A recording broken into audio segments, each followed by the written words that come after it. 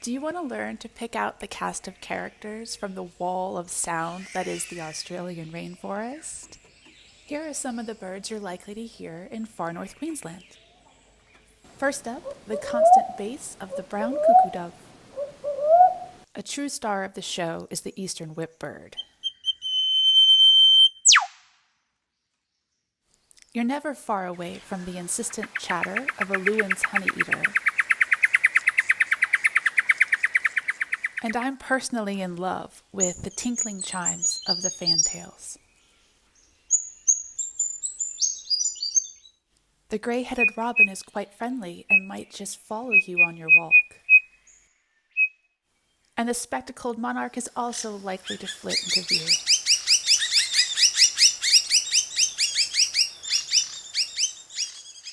The hum of peaceful doves is also likely to be heard throughout the day. And speaking of doves, the Wampu fruit dove is stunning. They may be hard to see, but their song is unmistakable. The wild card in the forest is the green catbird. Let's hear that again, shall we? And bringing some zest to the chorus is the Victoria's riflebird. Expect to hear that raspy call in breeding season.